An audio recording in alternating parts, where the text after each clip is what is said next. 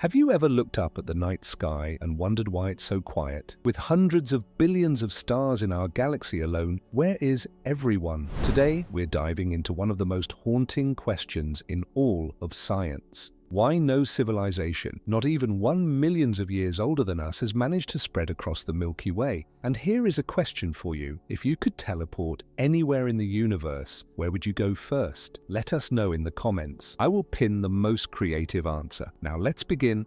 Our galaxy contains somewhere between 100 billion and 400 billion stars, hundreds of billions of suns, each one potentially hosting planets, and many of those planets sitting in the habitable zones where liquid water could exist. Some of these stars formed over 10 billion years ago, meaning any civilizations around them could have had a 7 billion year head start on us. 7 billion years. To put that in perspective, humans have only been around for about 300,000 years, and we've had technology for barely a century. So here's the puzzle that keeps astronomers awake at night. If intelligent life is even remotely common, and if just one species decided to explore and colonize the galaxy, they should have reached every star system by now. Even traveling at a tiny fraction of light speed, say 1%, a civilization could theoretically cross the entire Milky Way in just 10 million years. That sounds like a long time, but it's nothing compared to the age of our galaxy, which is over 13 billion years old. This is the heart of what we call the Fermi Paradox, named after physicist Enrico Fermi, who famously asked during a lunch conversation in 1950, "Where is everybody?" It's a simple question with terrifying implications. The universe should be teeming with civilizations, some should be impossibly advanced. And yet, when we scan the heavens with our most powerful telescopes, when we listen with massive radio arrays, when we search for any sign of intelligence out there, we find nothing but silence. The silence is deafening, and it demands an explanation. Maybe intelligent life is incredibly rare. Maybe civilizations destroy themselves before they can spread to the stars. Or maybe, just maybe, there's something fundamental about the universe itself that makes galactic colonization impossible, no matter how advanced you become. Let's start with the most obvious barrier: distance. When we look up at the stars, they seem close, like little points of light we could almost reach out and touch. That's an illusion created by our limited perception. The reality is so much more brutal.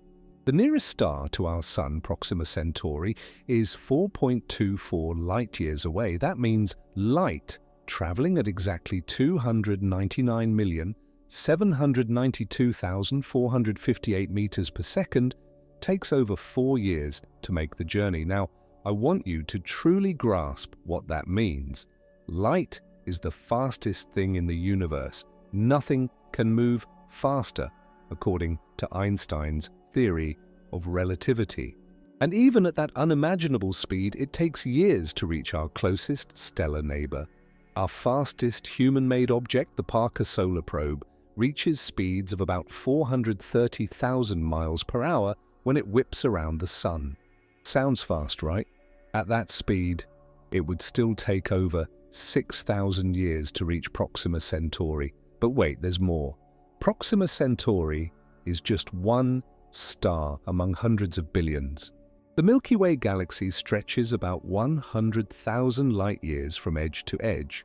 If you wanted to cross from one side to the other at the Parker Solar Probe's maximum speed, you'd need roughly 140 million years. And that's assuming you could maintain that speed constantly, which you can't, because you'd need to slow down and speed up, navigate around obstacles, and probably stop at various stars along the way. Here's where things get interesting. From a physics perspective, you might be thinking, well, why don't we just build faster ships? And that's exactly what any spacefaring civilization would try to do. But here's the catch: the faster you want to go, the more energy you need, and the relationship isn't linear, it's exponential. Make sure to subscribe to this channel and hit that thumbs up button if you're finding this fascinating, because we're about to dive even deeper into the physics that imprisons civilizations in their corner of the galaxy. Let me explain the energy problem with some real numbers. According to Einstein's famous equation, E equals mc squared, mass and energy are interchangeable. As you accelerate an object closer and closer to the speed of light, its mass effectively increases from your reference frame, which means you need more and more energy to keep accelerating it. At 90% of light speed, you'd need about 2.3 times the rest mass energy of your ship. At 99%, you'd need about 7 times. And at 99.9%, you'd need over 22 times. What does this mean in practical terms? Let's say you wanted to send a small probe, maybe weighing just 1 kilogram, to Proxima Centauri at 50% the speed of light. The kinetic energy required would be about 1.3 times 10 to the 17th joules. That's roughly the total energy consumption of the entire United States for about 3 days, just to accelerate 1 kilogram. Now imagine trying to accelerate a ship large enough to carry humans, supplies, and equipment. We're talking about masses of thousands or even millions of kilograms. The energy requirements become absolutely astronomical. You'd need power sources that dwarf anything we can currently imagine. Some scientists have proposed using antimatter as fuel, since matter-antimatter annihilation is the most efficient energy conversion process we know of, turning 100% of mass into energy. But here's the problem. We currently produce antimatter at facilities like CERN at a rate of about 10 nanograms per year, and it costs approximately $62.5 trillion per gram to produce. Even if we solved the antimatter production problem, we'd face the storage issue. Antimatter annihilates instantly upon contact with normal matter, releasing all its energy in a burst of gamma rays. You'd need containment systems using powerful magnetic fields to keep the antimatter suspended in a perfect vacuum, never touching the walls of its container. These containment systems would require their own power source, and any failure would result in catastrophic explosion. We're talking about carrying what amounts to the most dangerous substance in the universe on a journey lasting years, decades, or even centuries. But let's say a civilization far more advanced than ours cracked the antimatter problem. They've got efficient production, perfect containment, and they've built a ship capable of reaching 10% of light speed. Congratulations, they could now reach Proxima Centauri in about 42 years. That's actually not bad for the nearest star. But remember, they're not trying to reach just one star. To colonize the galaxy, they'd need to reach hundreds of billions of stars spread across 100,000 light-years. Here's where we need to talk about the settlement strategy that most scientists consider when discussing galactic colonization, the von Neumann probe concept. Named after mathematician John von Neumann, these would be self-replicating spacecraft that could travel to a star system, use local resources to build copies of themselves, and then send those copies to other star systems. It's exponential growth in space. The mathematics of von Neumann probes are actually quite elegant. If each probe takes, say, 500 years to reach a new star system, then spends another 500 years gathering resources and building 2 new probes, you get a doubling every 1,000 years. Start with 1 probe, and after 1,000 years you have 2. After 2,000 years you have 4. After 10,000 years you have over 1,000 probes spreading through the galaxy. After just 1 million years, assuming no obstacles, these probes could theoretically reach every star system in the Milky Way. 1 million years might seem like a long time to you and me, but in cosmic terms it's the blink of an eye. The galaxy is over 13 billion years old. If any civilization anywhere in the galaxy had launched von Neumann probes even just 1 billion years ago, they should have reached us by now. Every single star should have been visited. And yet we see no evidence of this. No ancient probes orbiting in our solar system. No megastructures blocking out starlight from distant stars. Nothing. This brings us to what astronomers call the Aurora effect, named after a recent study that modeled how civilizations might actually spread through the galaxy. The researchers found something fascinating. Even with self-replicating probes, galactic colonization hits some serious roadblocks that most people don't consider. First, there's the problem of stellar motion. stars don't sit still. They orbit around the galactic center, and they move relative to each other. Our Sun, for example, orbits the Milky Way at about 220 kilometers per second, completing one orbit every 230 million years. Other stars move at different speeds and in different directions. This means that by the time a probe travels from one star to another, both stars have moved. The targeting becomes incredibly complex, especially over long distances. If you're enjoying learning about these cosmic barriers, you might want to check out my video called The Terrifying Truth About Our Size in the Universe, where we explore just how insignificant our cosmic position really is. It'll give you a whole new perspective on why these distances matter so much. Second, there's the question of resources. A self-replicating probe needs raw materials to build copies of itself. It needs metals, rare earth elements, silicon for computer chips, fuel for its offspring, and complex machinery to extract and process all of this. That means each probe needs to arrive at a star system that has rocky planets or asteroids with the right composition. Not every star system will have what they need. Some stars might only have gas giants. Others might have planets, but they're locked in configurations that make resource extraction difficult or impossible. Third, and this is crucial, there's the reliability problem. These probes would need to function perfectly for hundreds or thousands of years in the hostile environment of interstellar space. They'd be bombarded by cosmic rays, high-energy particles that can damage electronics and corrupt computer memory. They'd experience mechanical wear and tear with no possibility of repair. They'd need to navigate around debris, asteroids, and other hazards. The probability of failure increases with every passing year. Let's do some math on this. If a probe has a 99% chance of successfully completing its 500-year journey and then successfully replicating, that sounds pretty good, right? But over multiple generations, those probabilities compound. After 10 generations, the success rate drops to about 90%. After 50 generations, it's down to 60%. After 100 generations, only about 37% of the probes that should exist actually do. The wave of colonization slows down dramatically and may even halt altogether if the failure rate is too high. There's also something called the settlement timing problem. Imagine you're a civilization planning to send out these probes. You've invested enormous resources into building them, programming them, and launching them. But technology doesn't stand still.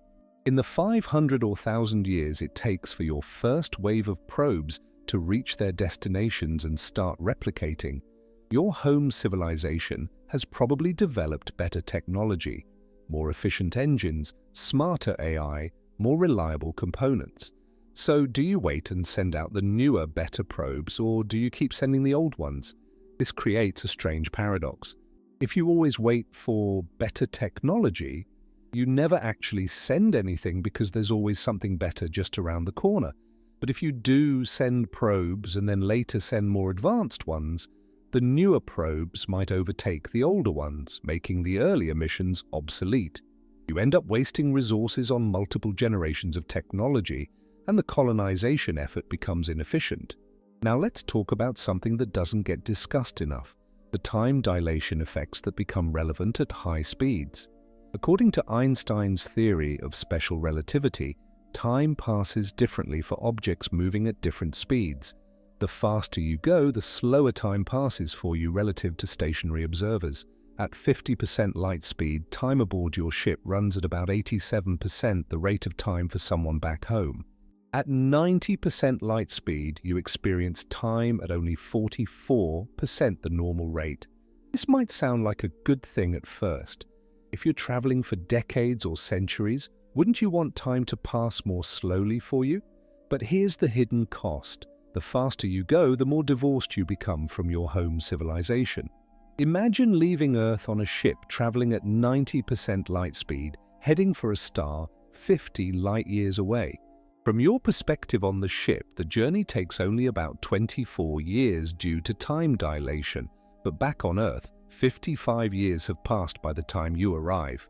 Now multiply that across an entire galaxy. A probe traveling at high relativistic speeds might complete its mission from its own reference frame in what seems like a reasonable time frame, but from the perspective of the civilization that launched it, centuries or millennia have passed.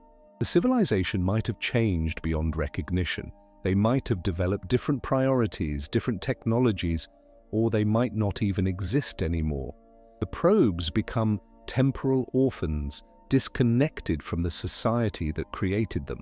There's an even stranger implication here, one that recent research has explored.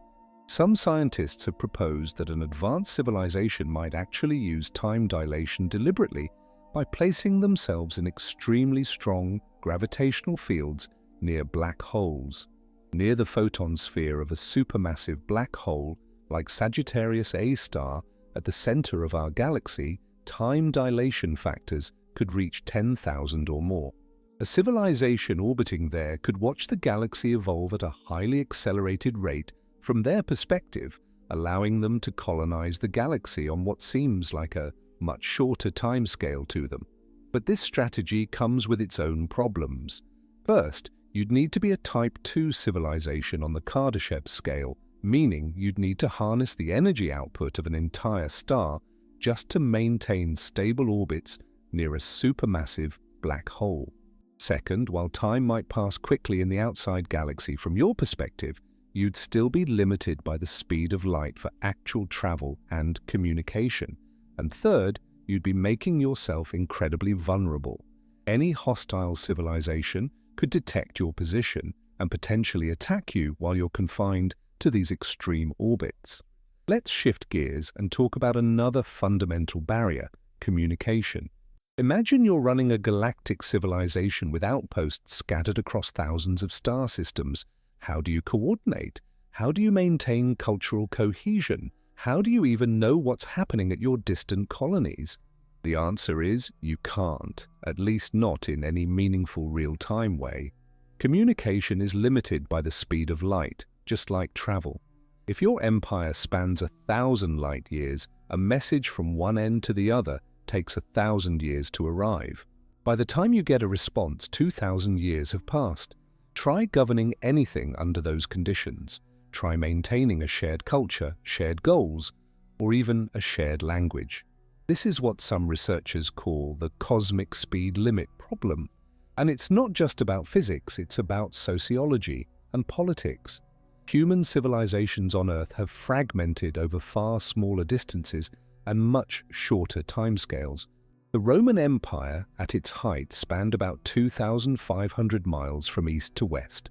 Messages could travel between distant provinces in weeks or months using horse-mounted couriers.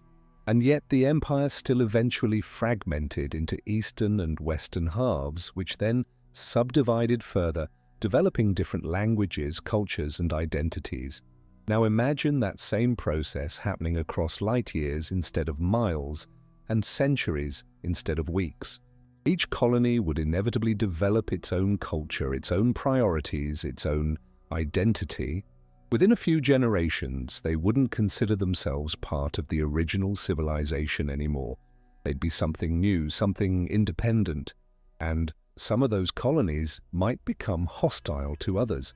Some might decide that expansion isn't worth the cost. Some might turn inward, focusing on their own star system rather than spreading further. This leads to what scientists call percolation failure in galactic colonization models. Imagine colonization as a spreading wave moving through the galaxy, but instead of a smooth, continuous wave, it's more like water seeping through a sponge with lots of gaps and dead ends. Some star systems get settled, others don't. Some colonies thrive and send out new missions, others fail or choose not to expand. The result is a patchy, irregular distribution rather than a complete filling of the galaxy. Computer simulations of this process show something striking.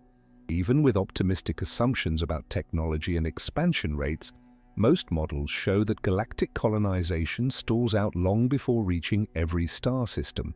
You end up with settled regions surrounded by vast unsettled voids.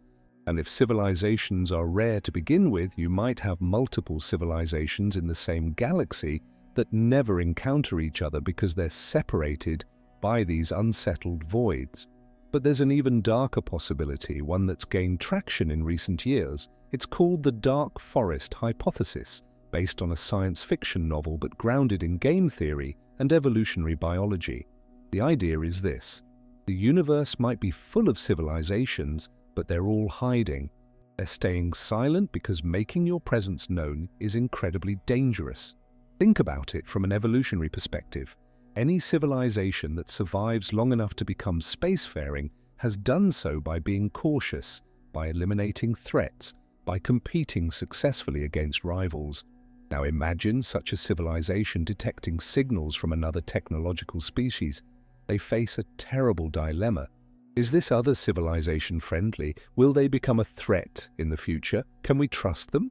The problem is that trust is almost impossible over interstellar distances. You can't negotiate meaningfully when messages take years or centuries to travel back and forth. You can't verify intentions. You can't establish treaties or agreements that mean anything when the other party could develop devastating weapons in the time it takes for a message to reach them. And if you consider the possibility that one civilization could launch relativistic projectiles, missiles traveling at a significant fraction of light speed, the threat becomes existential. A relativistic weapon is terrifying because of its kinetic energy. Remember our discussion about how energy scales with velocity? An object with mass moving at 90% light speed carries enormous kinetic energy. If you accelerated even a small mass, say 1 kilogram, to that speed and aimed it at a planet, the impact would release energy equivalent to thousands of nuclear weapons, and the target would have almost no warning because the projectile would arrive only slightly after any signal announcing its launch. This creates what game theorists call a first strike advantage. If you detect another civilization and you believe there's any chance they might be hostile, your safest option is to destroy them before they can threaten you. You can't afford to wait and see if they're friendly, because by the time you know for sure, it might be too late. This logic, applied universally, creates a galaxy where every civilization that reveals itself becomes a target. The dark forest hypothesis offers a chilling explanation for the Fermi paradox. The galaxy might be teeming with civilizations, but they're all silent, all hidden, all terrified of being discovered. Any civilization that broadcasts its presence, like we've been doing with radio and television signals for the past century, is either incredibly naive or already doomed. It's a depressing thought, but it's consistent with what we observe: a silent universe that appears empty, but might actually be watching, waiting, hiding in the shadows. Now let's examine another barrier that doesn't get enough attention: the sheer biological and psychological challenge of long-duration space travel for living beings. Even if we solved the energy problem, even if we built ships that could travel at 10 or 20% light speed, we'd still face the problem of keeping humans alive and sane for journeys lasting decades or centuries. The human body did not evolve for space. We evolved under Earth's gravity, breathing Earth's atmosphere, eating Earth's food, protected by Earth's magnetic field and thick atmosphere from radiation. Take any of those factors away and problems emerge quickly. In microgravity, bones lose density at a rate of about 1 to 2% per month. Muscles atrophy. Fluids shift toward the head, causing vision problems. The immune system becomes compromised.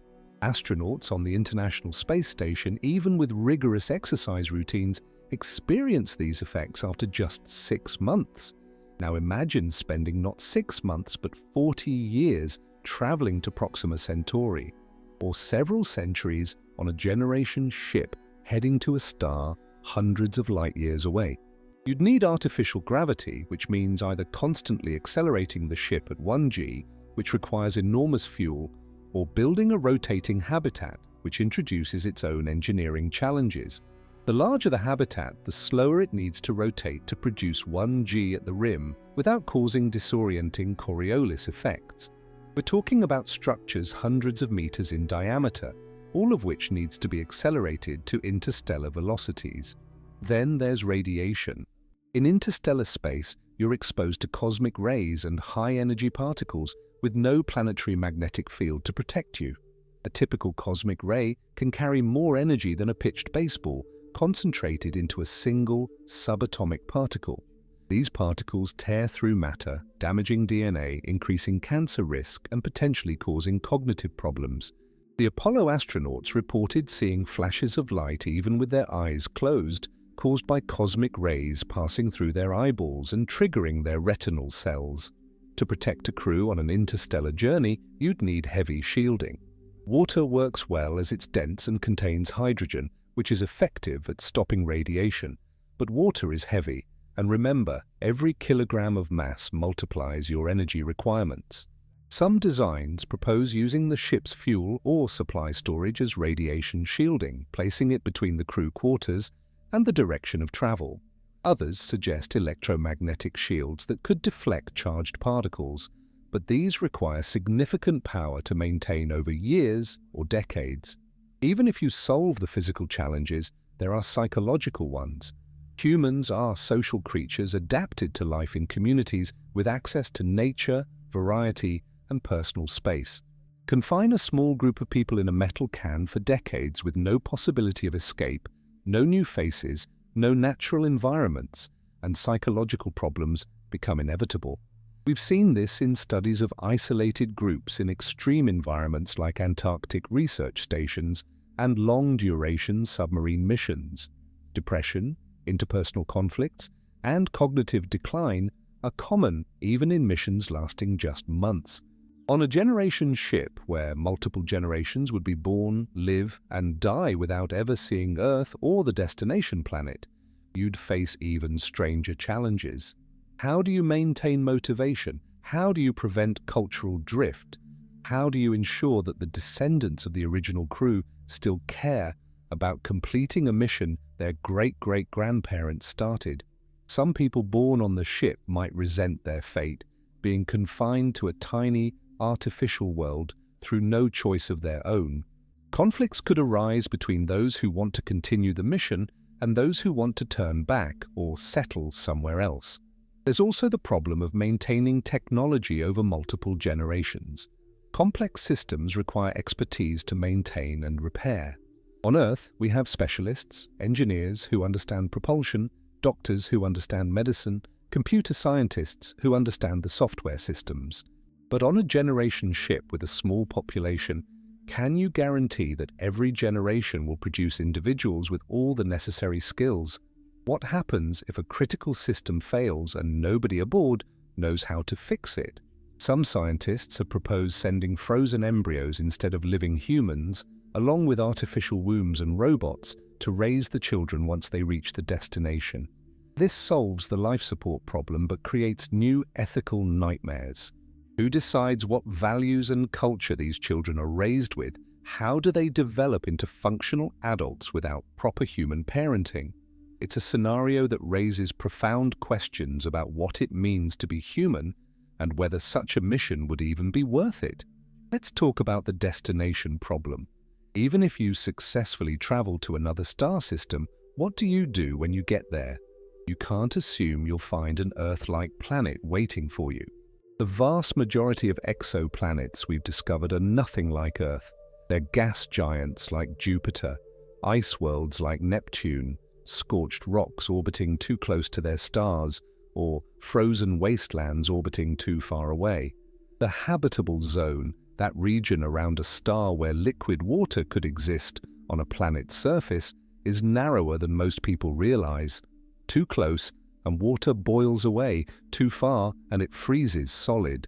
But being in the habitable zone doesn't guarantee a planet is actually habitable. Venus is technically in our Sun's habitable zone, and it's a hellish world with surface temperatures hot enough to melt lead, and an atmosphere so thick the pressure would crush you instantly. A truly habitable planet needs a lot of specific conditions. It needs to be the right size, otherwise it can't hold on to an atmosphere. It needs to have a magnetic field to protect from stellar radiation. It needs plate tectonics to recycle carbon and maintain climate stability over geological timescales. It needs the right atmospheric composition, not too much carbon dioxide, enough oxygen for complex life. It probably needs a large moon to stabilize its axial tilt and prevent wild climate swings, and it needs to have formed in a part of the galaxy with the right metallicity, enough heavy elements to build rocky planets. When you add up all these requirements, the fraction of planets that are truly Earth-like becomes vanishingly small. One estimate suggests that only about 0.006% of stars might host planets suitable for human habitation without extensive terraforming. That's 6 out of every 100,000 stars. In a galaxy with 200 billion stars, that still leaves over 10 million potentially habitable planets, which sounds like a lot. But remember, those planets are scattered across 100,000 light-years. The nearest one might still be dozens or hundreds of light-years away, and even if you find a planet in the habitable zone with the right size and atmosphere, there's no guarantee it's safe. The planet might already host life, and that life could be dangerous to humans. We tend to imagine alien life as either highly advanced civilizations or simple microbes, but what about the in-between? What about planets with complex ecosystems full of organisms that see humans as food, or worse, as hosts for parasites? What about alien bacteria or viruses that our immune systems have no defense against? This brings up one of the most overlooked aspects of interstellar colonization: biological contamination, both ways. When humans arrive on a new world, we bring Earth's microbiome with us. Trillions of bacteria live in and on every human body. They're in our gut, on our skin, in our mouth. We can't sterilize ourselves without dying. So any human colony automatically introduces Earth life to the new planet. This could devastate native ecosystems that have no evolutionary defense against terrestrial organisms. Conversely, landing on a planet with existing life means exposing ourselves to alien biochemistry. Even if the native organisms don't intentionally harm us, there could be incompatible biochemistry that makes the environment toxic. Maybe the planet's plant life produces chemicals that are poisonous to humans. Maybe the soil is full of compounds that corrode our equipment. Maybe the atmosphere contains trace gases that are harmless to native life, but deadly to us over long-term exposure. Terraforming, the idea of transforming a planet to make it Earth-like, is often proposed as a solution. But the reality of terraforming is far more daunting than science fiction suggests. Let's take Mars as an example, since it's the most frequently discussed terraforming candidate. Mars has about 38% of Earth's gravity, almost no atmosphere, no magnetic field, and average temperatures around -63 degrees Celsius. To make it habitable, you'd need to warm it up, thicken its atmosphere, and somehow protect it from solar radiation. Various schemes have been proposed: releasing greenhouse gases to trap heat, importing water by crashing comets into the surface, using giant mirrors to focus sunlight on the polar ice caps, deploying factories to produce oxygen from the Martian soil. All of these require energy and resources on a scale that dwarfs any engineering project humans have ever attempted. And Mars is right next door. Imagine trying to terraform a planet dozens of light years away with no possibility of sending supplies or equipment from Earth. Recent studies suggest that terraforming Mars might actually be impossible with foreseeable technology, because there simply isn't enough carbon dioxide trapped in the polar caps and soil to create a thick enough atmosphere. Even if you released all of it, you'd only get to about 7% of Earth's atmospheric pressure. You'd need to import vast quantities of volatiles from elsewhere in the solar system, a project that would take thousands of years and unimaginable resources. Now scale that problem up to interstellar distances. You've spent decades or centuries traveling to a new star system.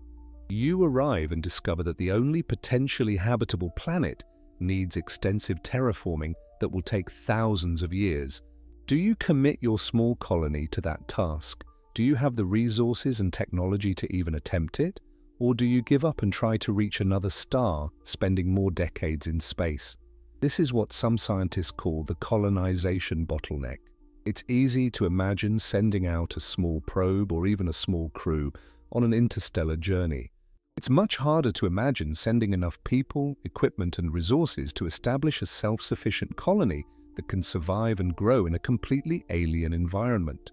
You need thousands of people with diverse skills, massive amounts of equipment and supplies, and the ability to manufacture everything you need from local resources. Let's talk numbers. A truly self-sufficient colony probably needs at least 10,000 people to maintain genetic diversity and ensure that all necessary skills and knowledge are represented. These 10,000 people need food, water, air, shelter, medical care, and equipment. They need to bring seeds for crops, bacteria for nitrogen fixation, tools for mining and manufacturing, computers for coordination, and weapons for defense. If each person plus their share of equipment averages 100 kilograms, you're looking at a minimum payload of 1 million kilograms, and that's absurdly optimistic. 1 million kilograms accelerated to 10% light speed requires kinetic energy on the order of 10 to the 23rd joules.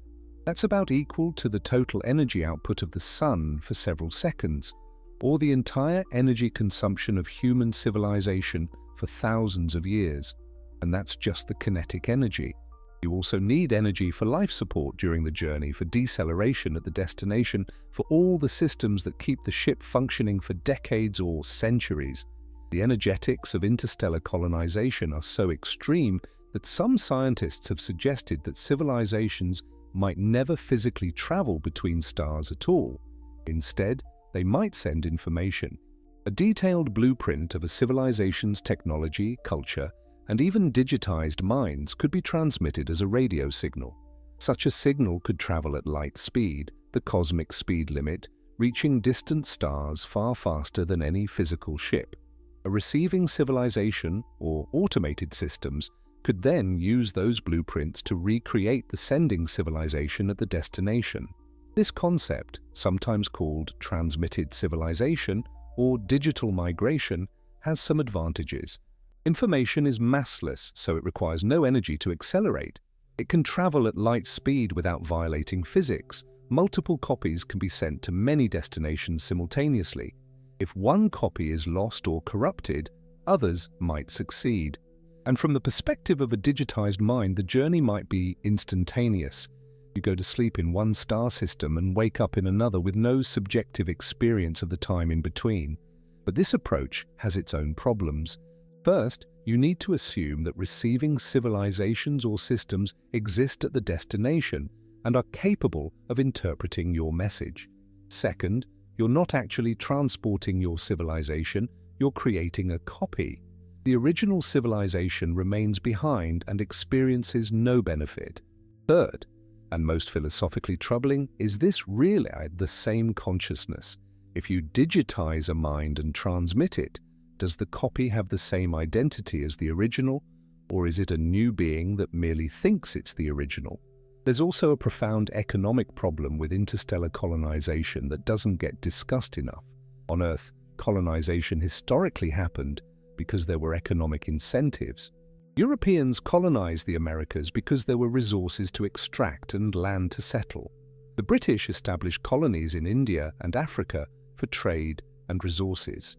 Even the colonization of harsh environments like the Arctic happened because there were valuable resources like furs, fish, or minerals. But interstellar colonization has no obvious economic return. Yes, another star system might have resources, but so does your home star system.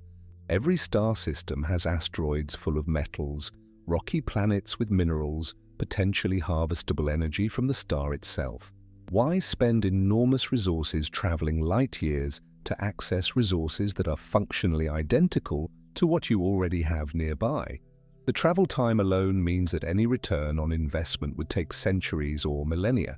No individual, corporation, or even government can plan on those timescales. Some people argue that colonization might happen for non-economic reasons: curiosity, exploration, ensuring species survival, or simply because it's humanity's destiny to spread among the stars. These are noble motivations, but they don't solve the resource allocation problem. Every joule of energy, every kilogram of material, every hour of human labor spent on interstellar colonization is being diverted from other uses. It's not being used to improve life in your home system, to advance technology, to solve social problems, or to explore your own stellar neighborhood more thoroughly. This creates what economists call an opportunity cost problem. Is sending a colony ship to another star really the best use of resources? Or would that same investment produce better outcomes if used differently? Maybe you could build massive habitats in your own solar system, rotating cylinders or spheres that provide Earth-like gravity and living space for billions of people. Maybe you could focus on extending lifespans, eliminating disease, or uploading consciousness to digital substrates. Maybe you could build a Dyson swarm, a collection of solar panels orbiting your star to capture vast amounts of energy. A civilization that has mastered its own star system, a so-called Type 2 civilization on the Kardashev scale, would have access to energy and resources that dwarf anything available on a single planet. Our sun outputs about 3.8 times 10 to the 26th watts of power.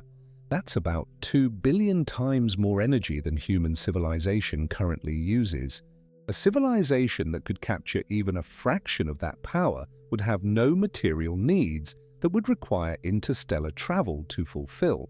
This leads to what some researchers call the transcension hypothesis. The idea is that sufficiently advanced civilizations don't expand outward into space at all. Instead, they expand inward into smaller scales and higher efficiencies. They might miniaturize their technology, creating computing substrates at the nanoscale or even smaller. They might upload their consciousness into digital environments that can be run on compact, efficient hardware. They might manipulate matter at the quantum level to create technologies we can barely imagine. From this perspective, spreading physically across the galaxy is primitive, inefficient, and unnecessary. It's what young, immature civilizations might fantasize about before they realize there are better options. A truly advanced civilization might exist as a compact sphere of computronium, programmable matter, optimized for information processing, orbiting close to their star to maximize energy collection while minimizing communication delays within their network. From the outside, such a civilization might be almost invisible, or at least very different from what we're looking for with our current search methods. This could explain the Fermi paradox. We're looking for civilizations that build starships and spread across the galaxy because that's what we imagine doing. But actual advanced civilizations might consider that strategy laughably wasteful and instead pursue paths we haven't even considered. We might be looking for sailing ships when we should be looking for something entirely different, something we don't yet have the conceptual framework to recognize. But let's assume for the sake of argument that a civilization does decide to spread across the galaxy despite all these obstacles. They've solved the energy problem, they've built self-replicating probes or generation ships, they've committed to a multi-million-year project of galactic colonization. They still face one more fundamental barrier, the stability problem. Galaxies are not static environments. They're dynamic, violent places where catastrophic events happen regularly on cosmic timescales. Stars go supernova, exploding with the force of billions of nuclear weapons and flooding nearby space with deadly radiation. Gamma-ray bursts, the most energetic events in the universe since the Big Bang, can sterilize planets dozens of light years away. Black holes devour matter and emit powerful jets of particles traveling near light speed. Stars occasionally pass close to each other, gravitationally disrupting their planetary systems. Our solar system happens to be in a relatively safe part of the galaxy, in a quiet region between spiral arms where stellar density is low and violent events are rare, but not every star system is so lucky. So, in the dense cores of globular clusters, stars are packed so closely that planetary systems might be unstable over long timescales, with planets getting ejected from their orbits by gravitational perturbations from passing stars. Near the galactic center, the intense radiation environment from the supermassive black hole and dense star formation regions might make complex life impossible. Even in quieter regions, there's the problem of stellar evolution. Every star has a finite lifespan. Small red dwarf stars can last trillions of years, But larger stars like our Sun have lifespans of only about 10 billion years. If you establish a colony around a star, you need to consider what happens when that star ages. Our Sun, for example, is gradually getting brighter as it ages. In about 1 billion years, Earth will become too hot for liquid water. In 5 billion years, the Sun will expand into a red giant, possibly engulfing the inner planets. A galactic civilization would need to plan for stellar evolution, perhaps developing the capability to move entire planetary systems to different orbits, or abandoning star systems as they become uninhabitable and migrating to new ones. This adds another layer of complexity and energy cost to the already daunting challenge of maintaining a widespread civilization. Then there's the problem of galactic-scale disasters.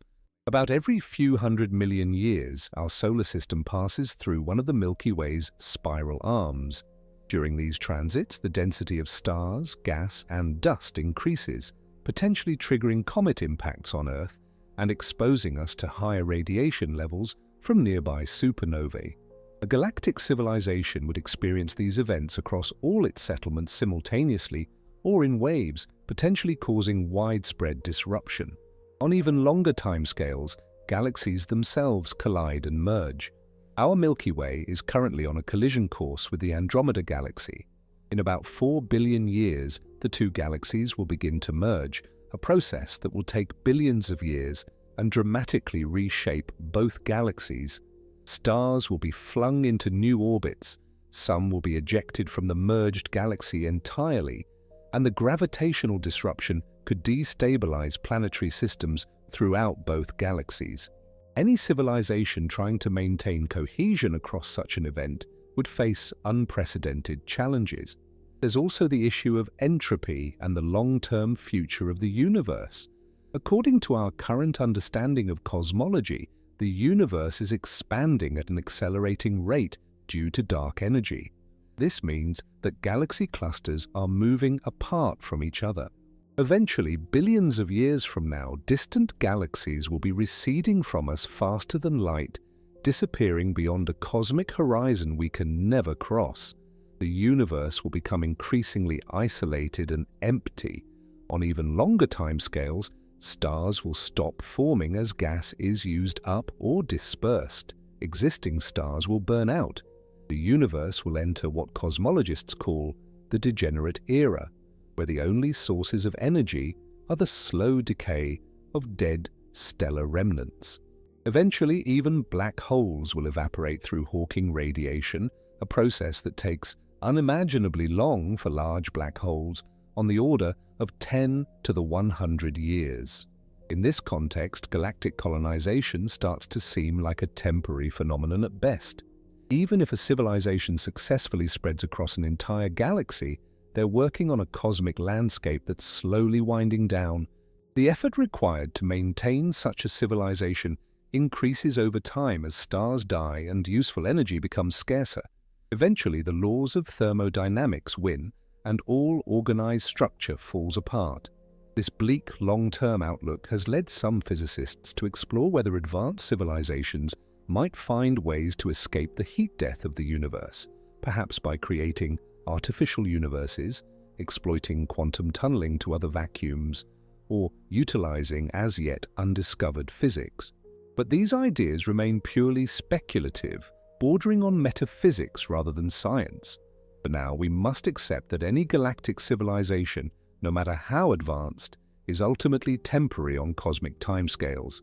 Let's return to more immediate concerns and discuss another often overlooked barrier, the coordination problem. Suppose a civilization does manage to establish multiple colonies across dozens or hundreds of star systems. How do they function as a coherent entity? We've already discussed the communication delay problem, but there's a deeper issue about governance and decision-making.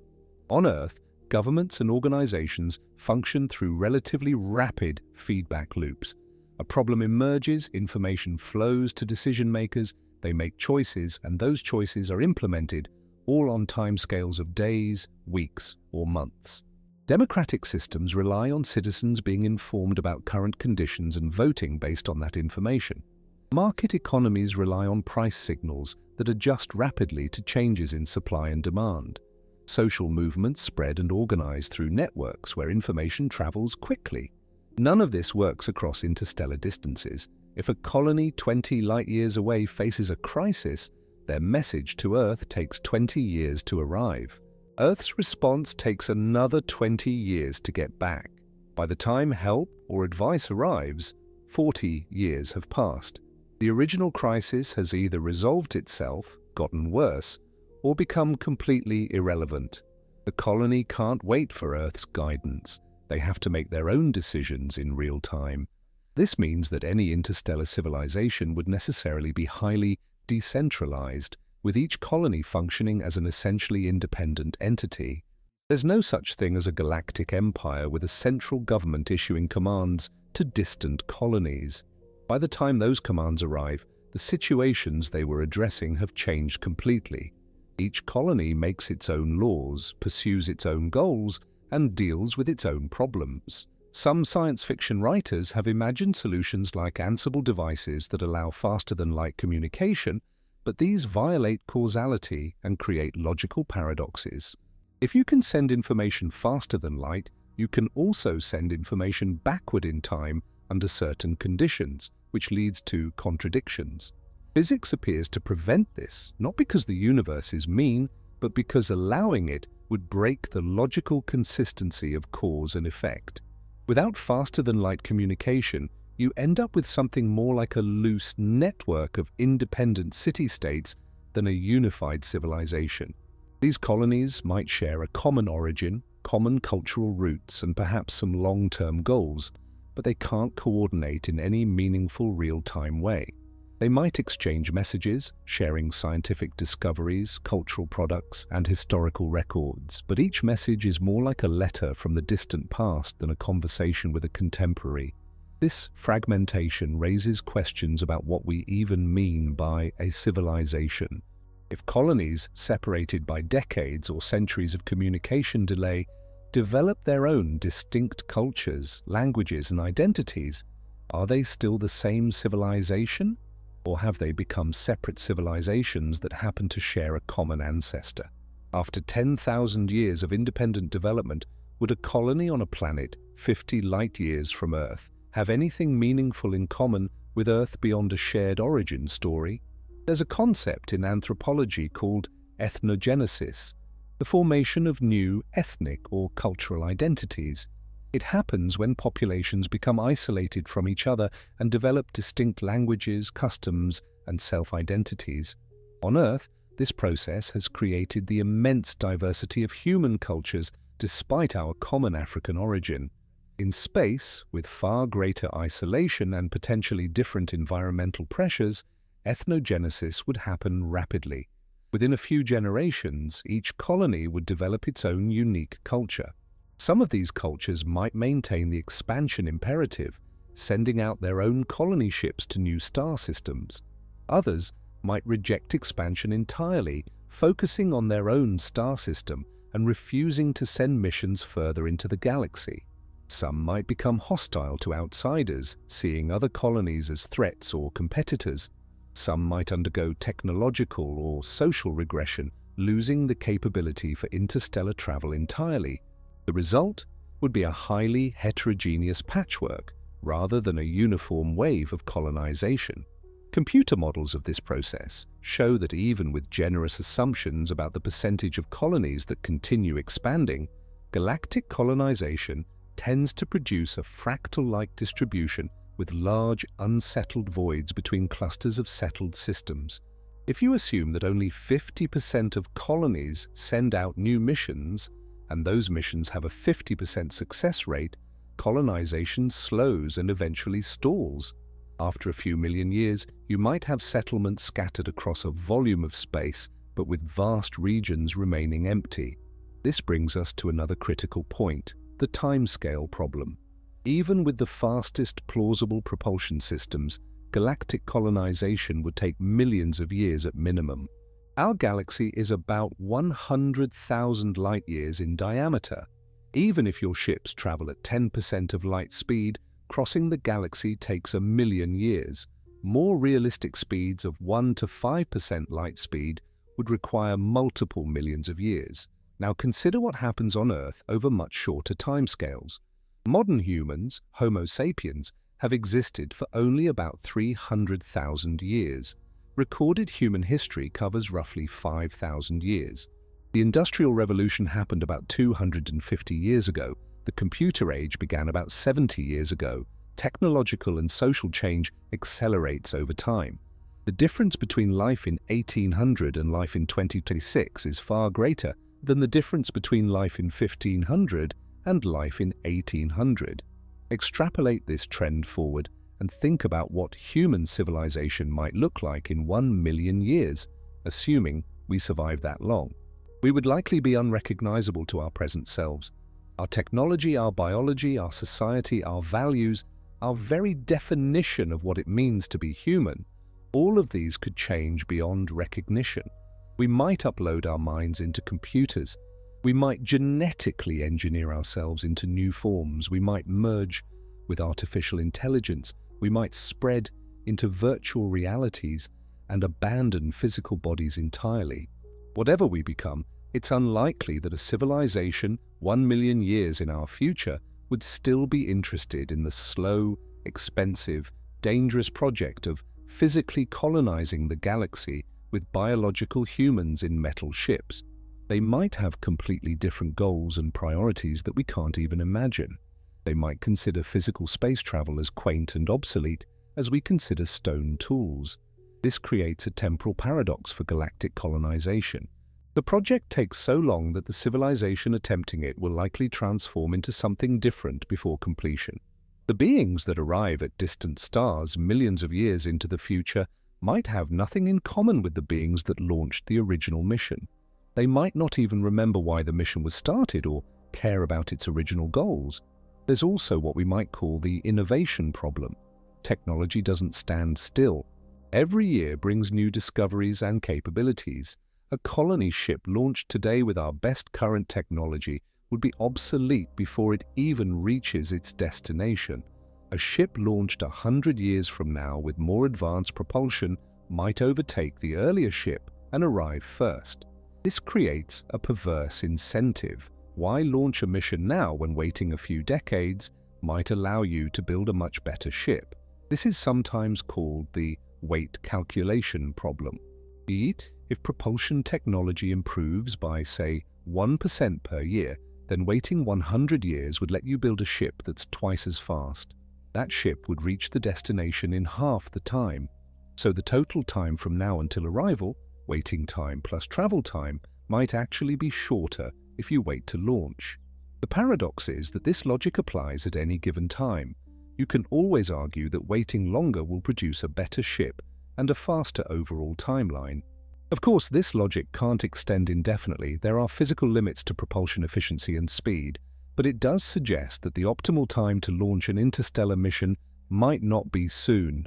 It might be generations or centuries from now when technology has matured and the rate of improvement has slowed.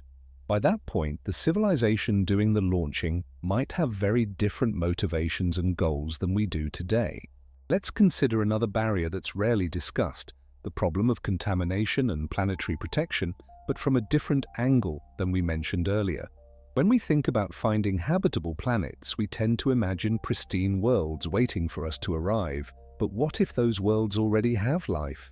Not intelligent life with civilizations, but simple life like bacteria, algae, or primitive multicellular organisms.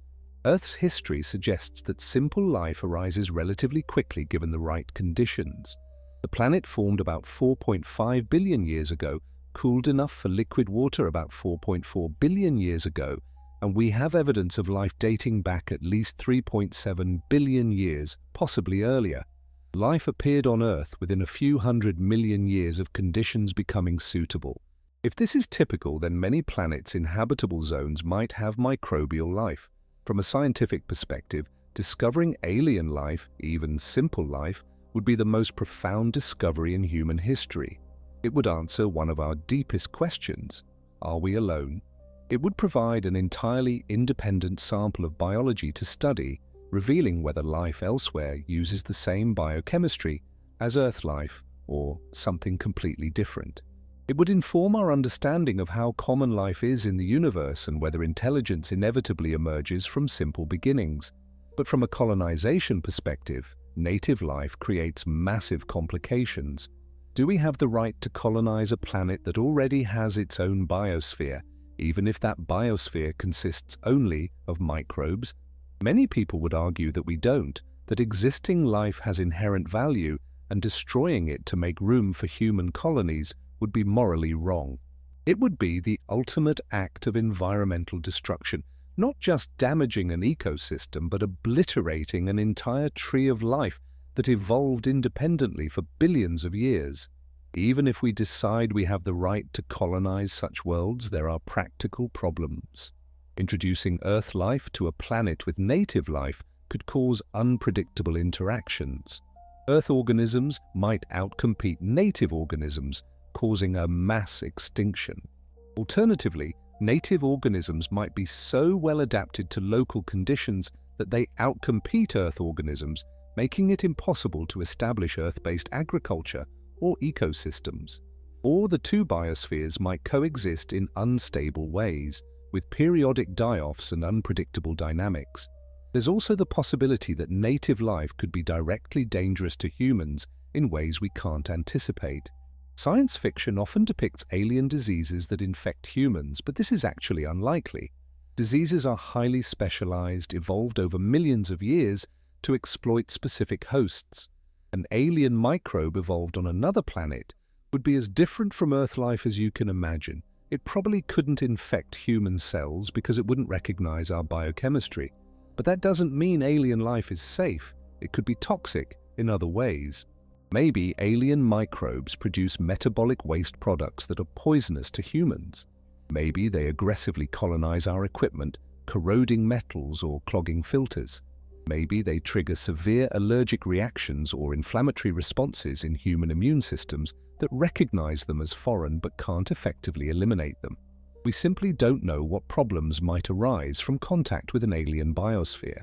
Given these uncertainties, some scientists and ethicists argue that we should only colonize genuinely lifeless worlds, planets or moons that never developed life or where life went extinct long ago.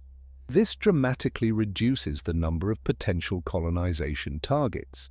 Most planets in habitable zones might have at least simple life. The truly dead worlds might be those that are marginal, slightly too cold or too hot, with thin atmospheres and harsh conditions. These would require extensive terraforming, bringing us back to the energy and resource problems we discussed earlier. There's another ethical dimension to interstellar colonization that deserves consideration: the rights and welfare of the colonists themselves, especially on generation ships where people are born into confinement. Imagine being born on a generation ship. You had no choice in the matter. Your ancestors decided to embark on this journey and you're stuck with the consequences. You'll live your entire life in an artificial environment, never experiencing a natural world, never having the option to leave or turn back. Some philosophers argue this is morally problematic. You're imposing a life of confinement on people who never consented to it. You're making decisions that affect generations not yet born without their input. The original crew volunteered for the mission, but their children, grandchildren, and great-grandchildren didn't. Is it ethical to commit future generations to a mission they might not want to continue? This problem becomes even more acute if something goes wrong. If the ship is damaged, if resources run short, if social conflicts arise, the later generations can't just abort the mission and go home. They're committed, like it or not. The mission becomes a trap, a prison they can't escape. Some generations might see themselves as cursed, sacrificed for a goal they don't share. There's historical precedent for this kind of intergenerational dilemma.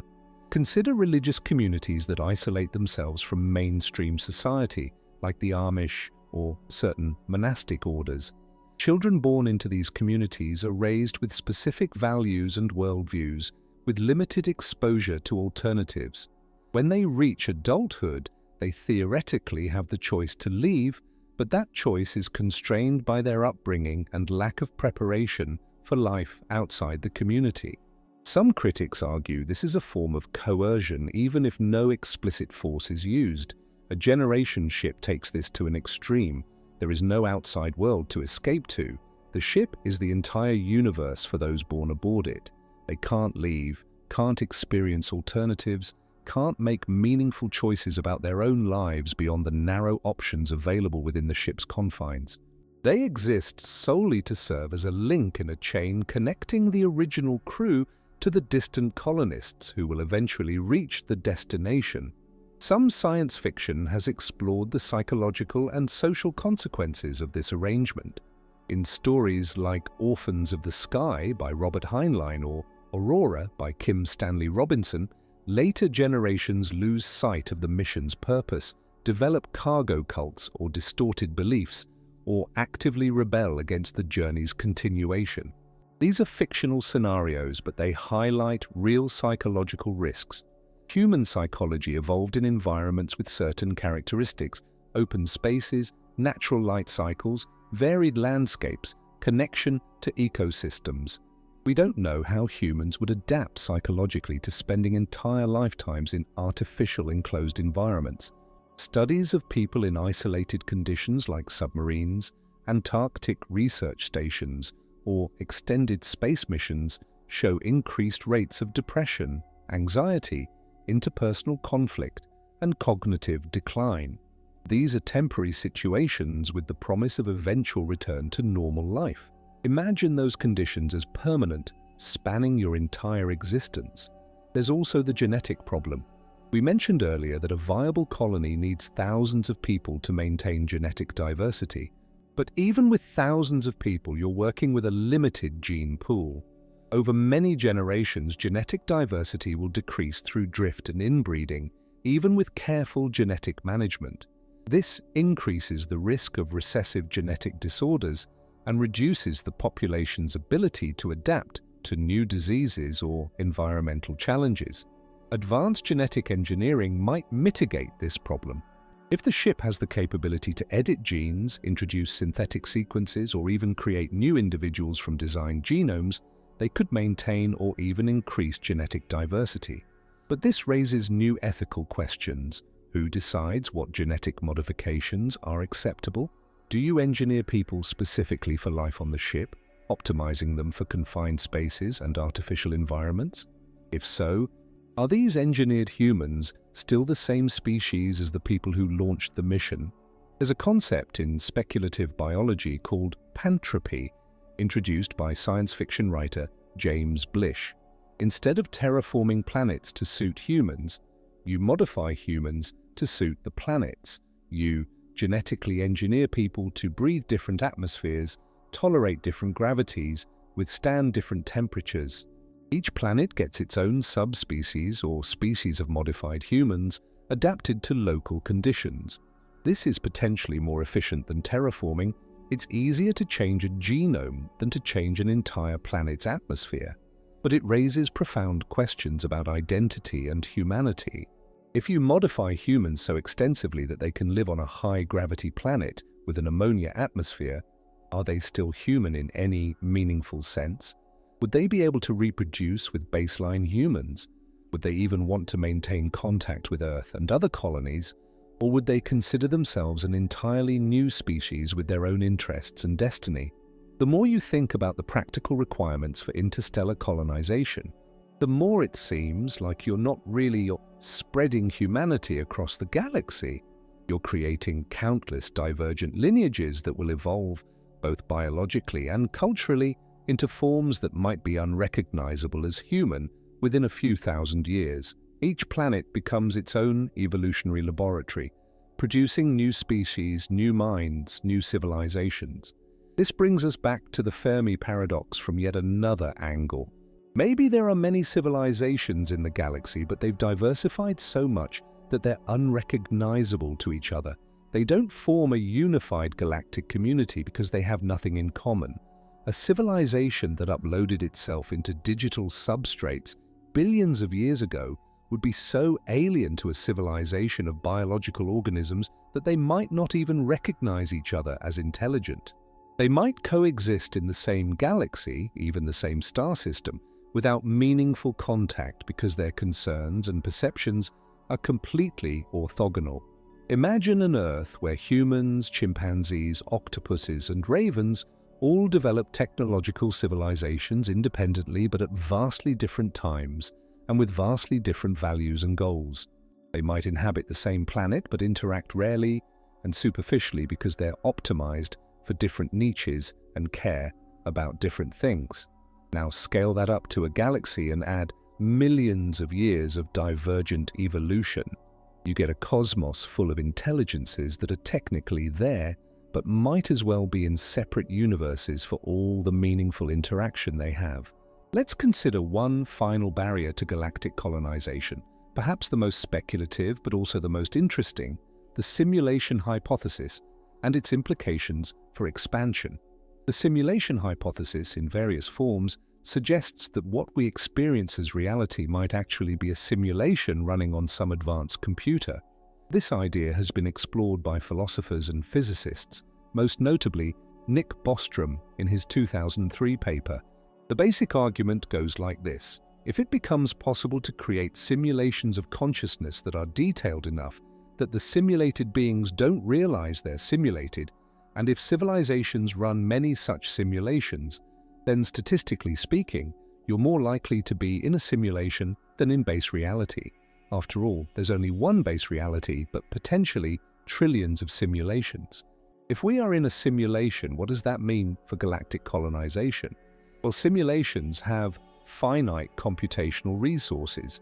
The simulation of our observable universe presumably requires some enormous but finite amount of processing power. Expanding across the galaxy would require the simulation to render vastly more detail, more planets, more ecosystems, more people living complex lives. This might be computationally expensive for whoever is running the simulation. From this perspective, the barriers to galactic colonization might not be fundamental physics at all. They might be limitations built into the simulation to conserve computational resources. The speed of light might be a frame rate limit.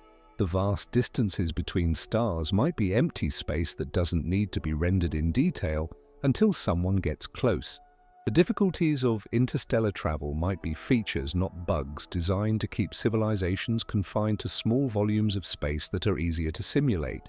This is wildly speculative, of course, and unfalsifiable by definition. If we're in a simulation sophisticated enough to be indistinguishable from reality, we can't prove it from within the simulation. But it's an interesting thought experiment that highlights how our assumptions about what's possible might be constrained by factors we don't understand. Whether or not we're in a simulation, the fundamental challenges of galactic colonization remain daunting. We've explored the energy requirements, the communication delays, the physiological effects of space travel, the biological challenges, the economic irrationality, the coordination problems, the ethical dilemmas, and the timescales involved. Each of these individually poses serious obstacles. Combined, they create a barrier that might be functionally insurmountable, at least using approaches we can currently envision. This doesn't mean interstellar travel is impossible. Small probes, perhaps even small crewed missions to the nearest stars, might be achievable within the next few centuries. But the grand vision of humanity spreading across the galaxy, establishing thousands or millions of colonies, creating a galactic civilization, that vision faces obstacles that go far beyond mere engineering challenges. They're obstacles rooted in fundamental physics, biology, economics, and perhaps even the nature of intelligence itself. So what does this mean for humanity's future? Are we destined to remain confined to our solar system forever? Not necessarily. There are alternatives to physical colonization that might be more practical and appealing to sufficiently advanced civilizations.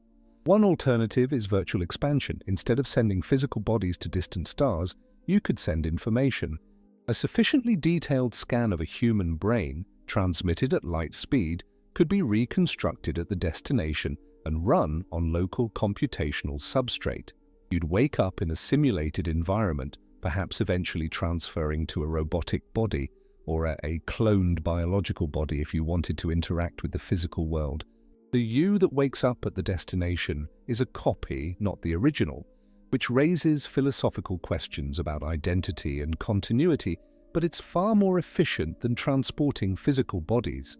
Another alternative is what we might call local maximalism. Instead of spreading thinly across many star systems, you focus on thoroughly developing a single star system. Our solar system alone has enough material to build habitats with living space equivalent to millions of Earths. Using advanced automation and nanotechnology, you could disassemble Mercury, the asteroid belt, or even gas giant moons, transforming them into rotating habitats that provide Earth-like gravity and living conditions. The total potential population of a fully developed solar system could be in the trillions or quadrillions depending on your assumptions. A third alternative is exploration without colonization. You might send self-replicating probes throughout the galaxy not to establish colonies, but simply to observe, learn, and report back. These probes could study other star systems, search for life and intelligence, and transmit their findings home. They wouldn't attempt to transform or occupy the places they visit. They'd be scientific instruments, not colonists. This approach satisfies the desire to explore and understand the universe without the enormous costs and ethical problems of colonization. A fourth alternative, perhaps the strangest, is what some have called cosmic gardening. Instead of colonizing planets yourself, you might seed them with simple life or even engineered organisms designed to evolve into complex ecosystems over billions of years. You'd be creating new biospheres, new evolutionary lineages, perhaps eventually new intelligent species. You wouldn't control or occupy these worlds. You'd simply set evolution in motion and watch what happens. It's a long-term project, requiring patience on timescales of billions of years, but it has a certain aesthetic appeal. Each of these alternatives sidesteps some or all of the problems with traditional colonization. They might be more appealing to civilizations that have moved beyond biological forms, that have developed post-scarcity economies, or that have embraced values different from our current ones. This might finally explain the Fermi paradox. We don't see evidence of galactic colonization because advanced civilizations don't colonize galaxies. They pursue other strategies that are less visible from a distance. A solar system filled with computronium, running trillions of uploaded minds in virtual paradises, looks from the outside like a slightly warm star. A civilization that sends information rather than physical colonists leaves no megastructures for us to detect. A civilization focused on inward exploration and efficiency might be undetectable unless we know exactly what to look for. The paradox dissolves when we realize that our expectations are based on what we, a very young and technologically primitive civilization, imagine we might do. We project our current values and limitations onto hypothetical advanced civilizations, and then wonder why the galaxy doesn't look like our projections. But a civilization 1 million or 1 billion years older than us might be as different from us as we are from bacteria. Their goals, methods, and values might be completely orthogonal to ours. In the end, the question, why don't we colonize the galaxy, might have a simple answer. Because it's not actually a good idea, and sufficiently advanced civilizations realize this. The vision of galactic empires spreading across the stars might be a fantasy of our particular moment in history, shaped by our experience of terrestrial colonization and our current limitations. Future humans, or whatever we evolve into, might look back on this dream the way we look back on medieval alchemy, an understandable aspiration given the knowledge of the time, but ultimately based on misconceptions about how the universe works and what's actually valuable. The cosmos is vast, ancient, and full of wonders we're only beginning to understand. Our future among the stars, if we have one, might look nothing like the science fiction we've imagined. It might be stranger, subtler, and more interesting than fleets of starships and planetary colonies. It might involve transformations of consciousness, technology and purpose that we currently can't conceive. And perhaps that's as it should be. The universe doesn't owe us a galaxy to conquer. It offers us mysteries to explore, questions to answer, and possibilities we haven't yet imagined. Whether we stay in our solar system, send our minds across the stars as information, or find entirely new ways to exist and expand, the journey will be shaped by the same forces that have always driven intelligent beings: curiosity, creativity, and the desire to understand our place in the cosmos. If you're fascinated by the possibilities of interstellar travel and want to explore potential solutions to these massive challenges, I invite you to watch my video called "Scientists Found a New Way to Travel Faster Than Light," where we dive into cutting-edge, theoretical physics that could potentially overcome the speed barrier that makes galactic expansion so difficult. The video is at the left side of the screen. See you there.